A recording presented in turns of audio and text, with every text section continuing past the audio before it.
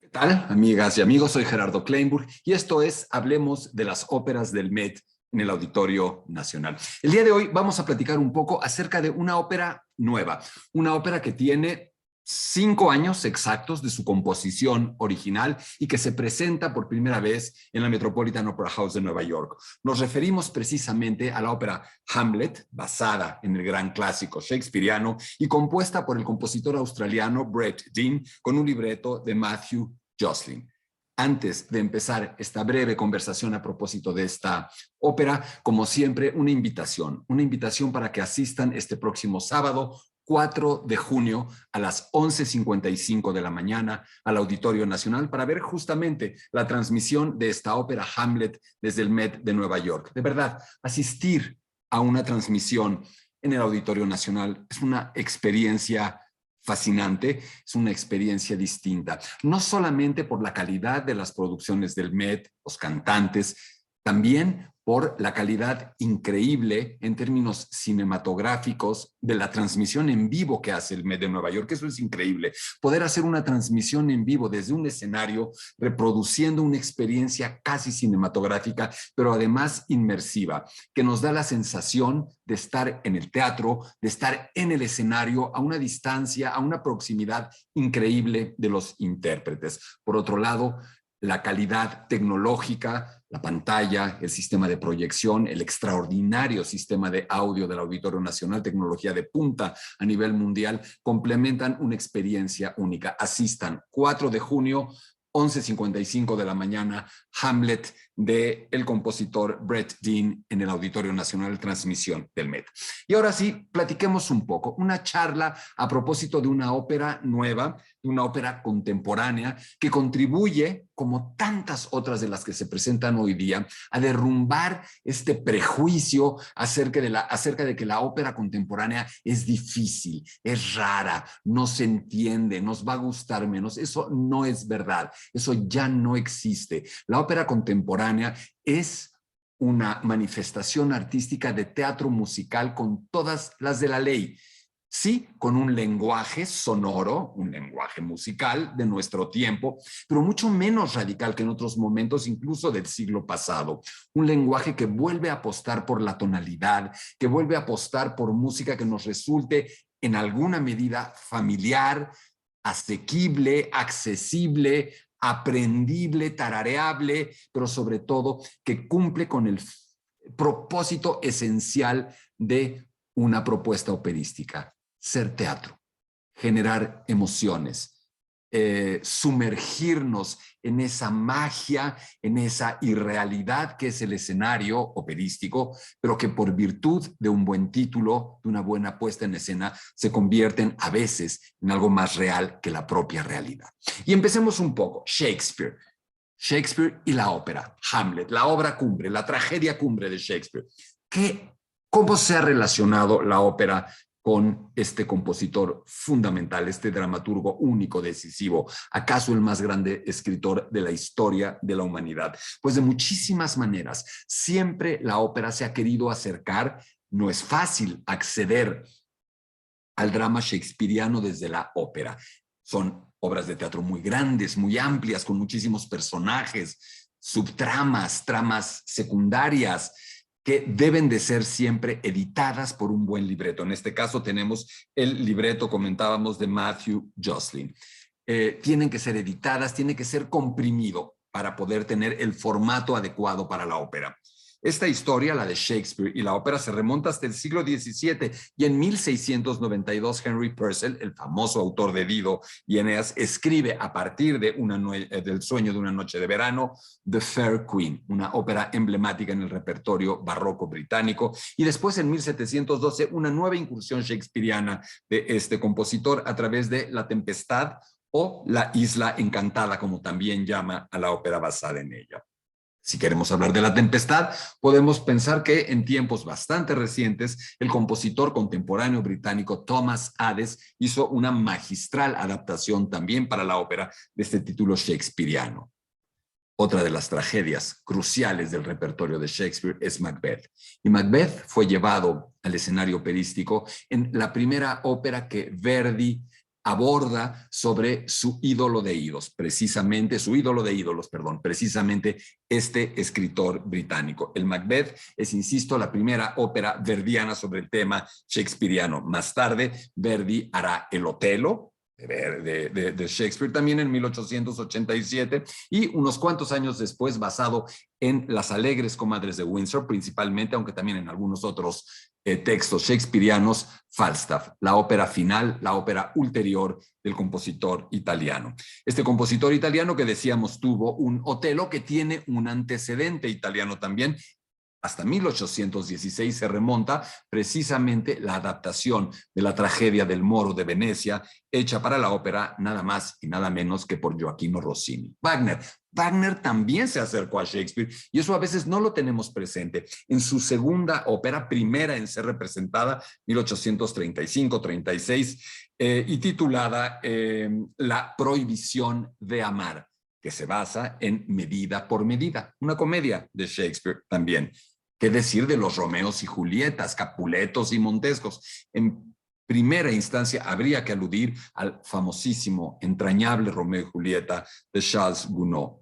Queremos hablar de Hamlet también. Hay otros antecedentes, principalmente el de Ambroise Thomas, con libreto de Michel Carré y Jules Barbier, ópera francesa de 1868. Y todavía en el siglo XX, un clásico de la ópera del siglo XX, de Benjamin Britten, el autor británico, en 1960 hace su propia adaptación al Sueño de una noche de verano.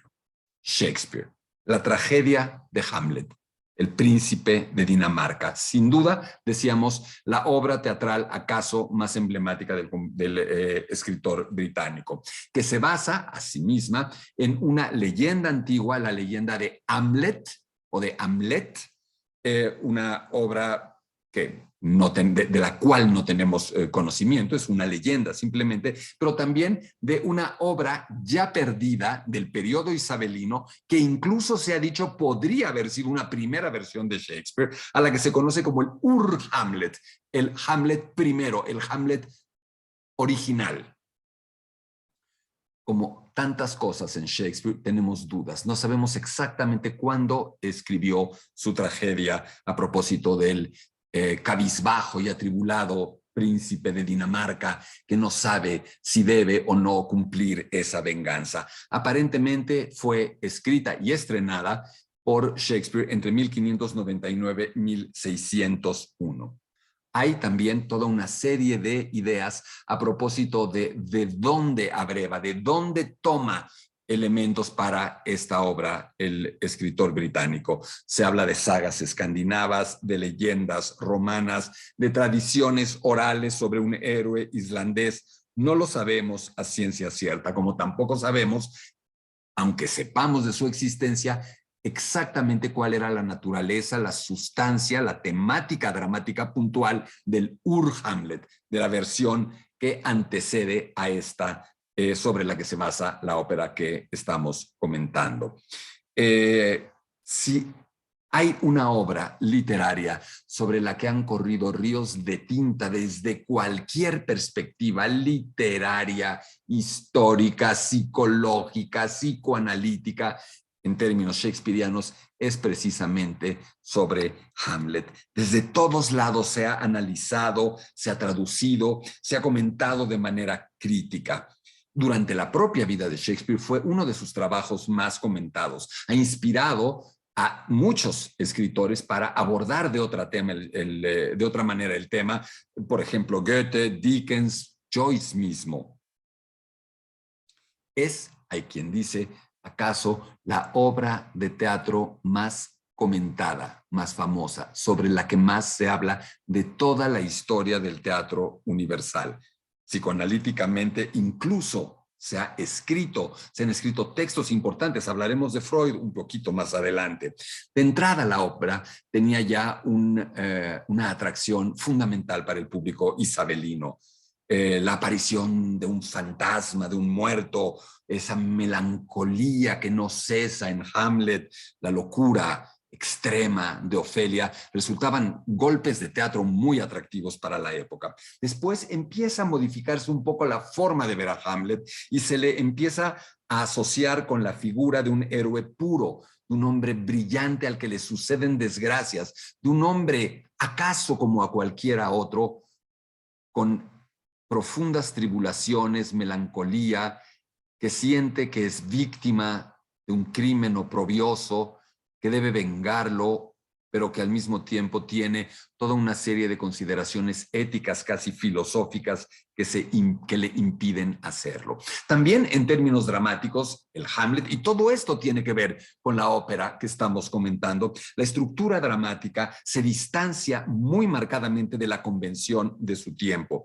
¿Por qué? Porque en esta ocasión será a través de soliloquios, monólogos de los personajes, algunos de ellos celebérrimos, el más famoso de todos, to be or not to be, ser o no ser, a través de los soliloquios decíamos, y no tanto de la acción dramática, es que el público puede entender lo que piensa el protagonista, cuáles son los resortes de sus acciones o de su inacción, como es el caso de Hamlet. Por supuesto que hay elementos religiosos, protestantes y católicos que conviven marcadamente en la obra, la alternancia de elementos de lo medieval, piadoso, católico, con lo más moderno, muy danés, del protestantismo de esa época. Y habíamos hablado del psicoanálisis. Freud, ni más ni menos que Freud, en su obra La interpretación de los sueños, alude, y leo, a que esta obra, Hamlet, está construida sobre las dudas del personaje en cuanto a si lleva a cabo el deber de la venganza que le ha sido asignado. Pero también hay una interpretación freudianísima de un muy posible conflicto, deseo edípico hacia su madre, y que eso es lo que le evita el asesinato del hombre, Claudio, que acaso, dice Freud, ha realizado lo que él inconscientemente quería hacer, el crimen del padre. Lacan también se vincula o aborda desde su muy particular revisión del psicoanálisis freudiano el tema de Hamlet. Hasta aquí un poco este contexto de la obra. Pero ahora hablemos de la ópera. Y para hablar de la ópera tenemos que hablar de su autor, un compositor australiano de altísimo nivel, Brett Dean, nacido en Brisbane, niño, si no prodigio, extraordinariamente talentoso, que no solamente aprende primero el violín, sino que luego se vuelve un notabilísimo intérprete de la viola, este otro instrumento un poco más grande, de un registro más grave que el violín, y hasta tal punto se convierte en gran instrumentista que es multilaureado en todos los conservatorios por los que pasa, y que además entre 1985 y 1999, 14 años enteros, es violista de la Filarmónica de Berlín. ¿Acaso la más prestigiosa orquesta del mundo? Y por supuesto una orquesta para la cual es realmente complejísimo poder acceder como atrilista. Ser un instrumentista de planta 15 años de la Filarmónica de Berlín habla obligadamente de un talento, de una capacidad musical absolutamente superiores. Es también un compositor, se involucra pronto con otras actividades musicales, ser un artista freelance, hacer curaduría musical de festivales, de programaciones, en distintas salas de concierto, y empezar a generar cada vez una mayor proyección internacional como compositor. Está casado con un artista visual, es padre de una cantante de ópera. Brett Dean es, en algún sentido, nuestro personaje central. En tanto, es el autor de esta ópera que se transmitirá desde el Met de Nueva York en el Auditorio Nacional. Ahora bien, que un compositor en nuestro tiempo, 2017 es la fecha exacta en la que compone la obra, aborde Shakespeare y aborde Hamlet, es realmente una tarea demandante que requiere de un gran valor. Es enormemente riesgoso. Las posibilidades de que se salga de control, de que el producto no frague, no cuaje como se quiere, son siempre muy altas con Shakespeare y en particular con Hamlet. Este caso, dicho por la crítica de todo el mundo, es una excepción. Es una obra maestra ratificada por todas las autoridades, que además se convierte en una increíble experiencia teatral. Muchísimos críticos han dicho que es una de las partituras más electrizantes de lo que va del siglo XXI en la ópera. Y hay una crítica que habla para jugar con el tema de cómo transformar esto en una ópera con la siguiente frase, jugando, parafraseando a Hamlet, para hacerlo ópera, adaptar o no adaptar. Por supuesto que hay que adaptar.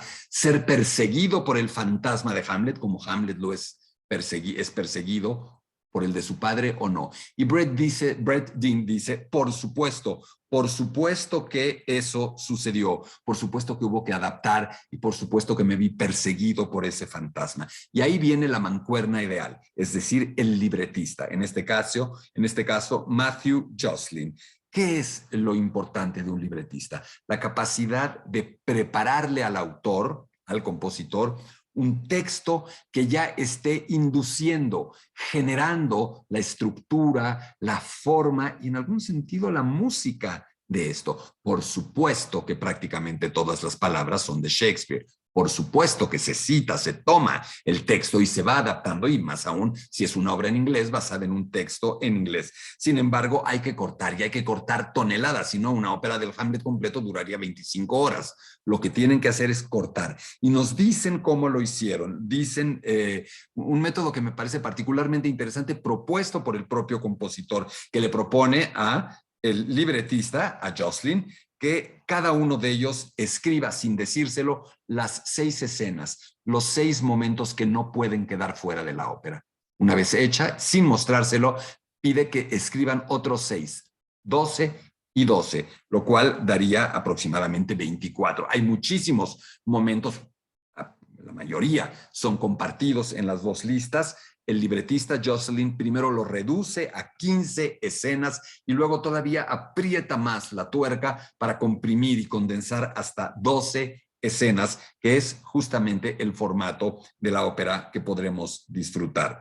Y a ello agregan algo también atractivo. Desde el principio, desde la concepción de la escritura de la ópera, incorporar a un director de escena que empiece ya a pensar no solamente en cómo se verá la primera producción, puesto que deberá haber más en el futuro, longevo seguramente de la obra, sino también ya ayudar desde su perspectiva de director de escena a dar y generar una dramaturgia al proyecto del compositor y el libretista. En este caso, el director de escena es el prestigioso Neil Armfield, que en cuanto es propuesta la idea, salta al ruedo y se involucra totalmente. Así tenemos una primera escena, solo para dar un ejemplo, de Hamlet. Hablaremos del elenco magnífico, de Hamlet atormentado por un coro de voces desarticuladas, fantasmagóricas, que está solo en el escenario con esta suerte de voces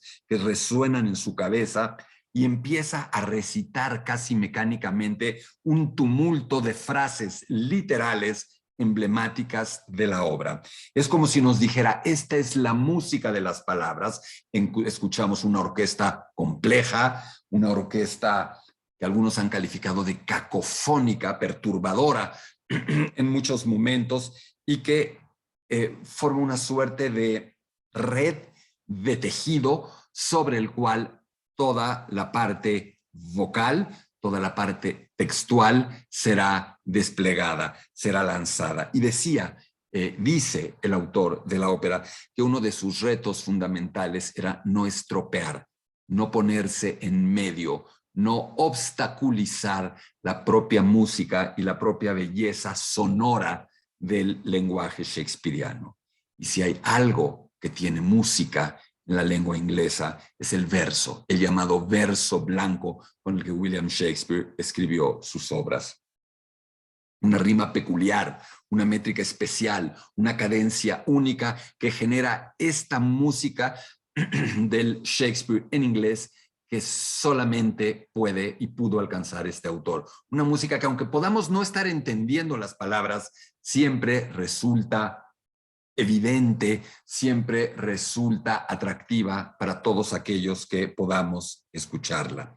Decía justamente el compositor de la ópera, Dean, que por ser un atrilista, por haber vivido dentro, inmerso de una orquesta, por haber sido parte durante 15 años de la orquesta de la Filarmónica de Berlín, es un groupie total de esas óperas en las que la orquesta tiene un carácter verdaderamente protagónico, relevante, demiúrgico, narrativo. Recordemos que las grandes óperas son aquellas en las que la orquesta es todo menos un acompañamiento. La orquesta no es solamente una atmósfera. La orquesta verdadera en una ópera como este Hamlet es la que nos dice qué, cuándo, cómo, la que nos orienta, nos lleva emocionalmente hacia lo que el compositor quiere que escuchemos, que sintamos, que percibimos. Y miren, si en Hamlet no hay un tumulto de emociones y conflictos humanos,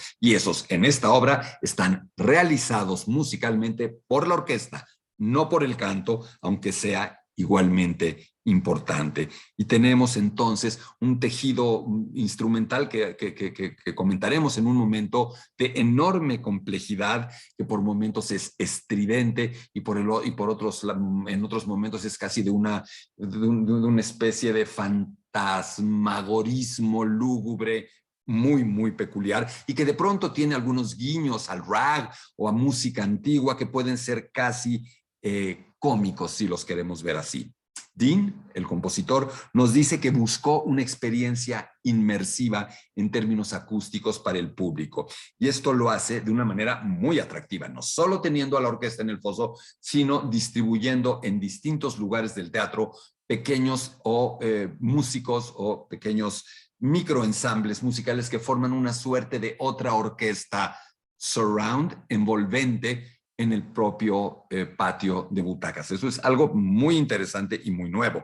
También hay toda una suerte de mixtura de dotaciones orquestales, es decir, hay también una parte electrónica hecha de manera electrónica y hay instrumentos atípicos, por ejemplo, un acordeón que no es habitual en una ópera, lijas, las de lijar, que por supuesto con amplificación electrónica también participan, un instrumento japonés que se llama o que se designa el rugido del león, una suerte de cuenco, como en los cuencos de meditación tibetana, pero que se hace sonar a través de una suerte de canica de mármol que gira dentro del instrumento. Hay también un tam-tam, otro instrumento de percusión interesante, que es de alguna manera frotado con una suerte de liga. Insisto, estamos ante un compositor que está buscando este tipo de texturas. Tenemos también algo interesante con el coro, un coro de gran dotación en el escenario, pero también un pequeño coro, una cosa que llama una suerte de semicoro, como lo llama Dean, de solo 8 voces que está dentro del foso orquestal. Es decir, esto nos habla de una experimentación particularmente atractiva, aunque por otro lado, un respeto de muchas de las convenciones operísticas. Tenemos momentos en los que hay un canto muy claro, muy operístico, y otros en los que hay casi algo parlato, hablado, una suerte de bisbiseo, de murmullo. Los personajes están todos bien delineados. Cada uno tiene una vocalidad y un estilo de canto muy ad hoc, con las tribulaciones de un Hamlet o bien con la locura a la que llegará Ofelia. Hay pues elementos muy tradicionales y otros muy innovadores, algunos de una enorme elegancia y refinamiento musical y otros de literal pasión. Es interesante recordar, eso es un detalle bonito, que la ópera fue estrenada en el Festival de Glyndebourne, en Inglaterra, en 2017, como habíamos comentado, y que este lugar está apenas a 50, 70 kilómetros del Globe, del Teatro Globe en Londres, justo donde Shakespeare estrenó la mayoría de sus obras teatrales. Ahora, hablemos un poco de la producción que vamos a ver y que vamos a escuchar. Habíamos dicho que la puesta en escena es de Neil Armfield, pero también es importante que hablemos del elenco, un elenco que es estelarizado de manera muy impactante, tanto en lo vocal cuanto en lo histriónico, por el tenor Alan Clayton. Pero estábamos diciendo de la producción. sin arruinar sorpresas, pero sí podemos comentar cuál es el punto de partida visual de la escenografía, de lo que veremos. En una primera imagen tenemos una suerte de salón, de habitación, muy del siglo XVIII, muy hermosa, una suerte de salón de baile, de cena de gala aristocrático. Y conforme la obra va avanzando, conforme los conflictos, la personalidad de los personajes, en particular la de Hamlet, se va fragmentando, deconstruyendo, reconstruyendo, este ámbito escenográfico inicial que hemos descrito empieza también a fragmentarse, a romperse, a replantearse de una manera muy similar a la tragedia misma y a la partitura. Hay un maridaje muy bien logrado, muy intencional entre, insisto, la actitud, el trabajo del compositor, por supuesto el del libretista, pero como decíamos también el del director de escena. Esto nos permite entonces tener una obra dislocada en el tiempo. No es que sea ni moderna, ni antigua, ni tradicional, ni no tradicional. Es simplemente lo que tantas veces comento cuando hablo de producciones que no están histórica o historicísticamente, valga el término, con una suerte de prurito historicista situadas en algún momento cronológico. ¿Por qué? Porque ¿qué importa cuando sucede Hamlet? Hamlet tiene que ver, como diría Freud a lo mejor, con el complejo de Edipo, con la figura del padre, con los fantasmas y la melancolía que pueden acechar a un personaje. Y esos son presentes, pasados y futuro. Puede suceder ayer, anteayer, en 300 años, en una estación espacial, en un pueblo de Oriente, en cualquier lado. Hamlet es el ser humano. Shakespeare escribe sobre la condición humana, no sobre periodos históricos, aunque estén situados muchísimas veces ahí y con personajes históricos también. Decíamos que un elemento fundamental de cualquier Hamlet es como si hablamos del strudel de manzana, pues necesitas manzanas. Si no tienes manzanas, no puedes hacer un strudel de manzana. Eso mismo sucede con Hamlet. Necesitas un Hamlet. Y en este caso necesitas un Hamlet al que le creas visual, histriónica, musical y vocalmente. Es un verdadero reto intentar hacer Hamlet en un teatro. Ahora bien, hacerlo operísticamente es un reto al cuadrado. Y se van a llevar una sorpresa con Alan Clayton, este tenor que, en palabras del propio Dean, nació para ser Hamlet y que ofrece una suerte, son palabras del compositor, una suerte de vulnerabilidad que rompe el corazón en cada uno de los momentos, desde su melancolía y fragilidad más dolorosas hasta esos momentos en los que hay cierto heroísmo en su personaje. Sarah O'Connolly, la mezzosoprano, y Rod Gilfrey, el barítono, harán respectivamente a la madre y al padrastro, a Claudius, el padrastro de Hamlet.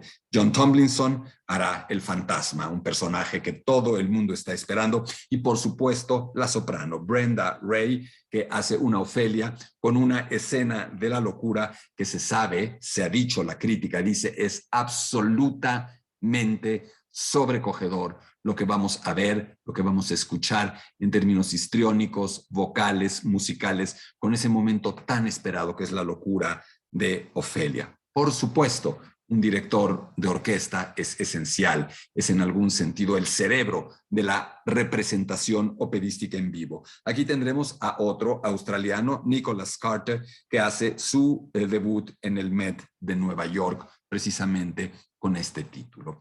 Estos son algunos datos, estos son algunos comentarios que nos pueden permitir entrar de una manera más cómoda, más atenta, más abierta a ciertos aspectos muy específicos de un título nuevo, como es esta premiere en el Met de Nueva York, no es premiere universal, de la ópera Hamlet, de este compositor australiano al que hemos hecho referencia, un compositor de apellido Dean, se me va el primer nombre, Brett Dean, perdón, que hace su debut en una sala operística de esta envergadura.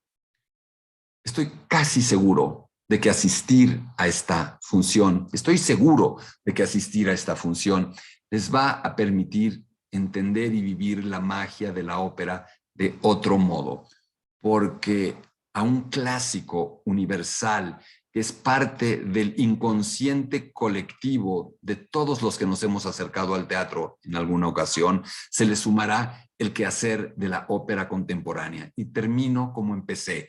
Ir les va a mostrar y a demostrar que la ópera contemporánea, que la ópera de nuestros días, solo es ópera, no es contemporánea, no es difícil, no es rara, es ópera que habla con el lenguaje que hablamos hoy, de la misma manera en que hoy hablamos con un español distinto del siglo XVII, o los franceses hablan con un francés distinto el de hoy que el del siglo IV. Bueno, si es que el siglo IV no, tal vez un poco después. Esto es simplemente entender que la ópera contemporánea sigue buscando y haciendo lo único a lo que la ópera se dedica: a conmovernos, a hacernos ver, a hacernos escuchar que lo que está en el escenario realmente es un espejo en el que todos nosotros, con nuestras virtudes, nuestras limitaciones, nuestros conflictos, nuestras miserias, estamos presentes. La ópera es un espejo que nos magnifica, y la ópera es un género completamente accesible para cualquiera, siempre y cuando esté dispuesto a ponerse en contacto con sus emociones. Así es que los invito a ponernos en contacto con nuestras emociones este próximo sábado, 4 de junio, a las 11:55 de la mañana, en el Auditorio Nacional, para ver la transmisión de Hamlet en vivo desde el Met de Nueva York. Va a ser una experiencia memorable.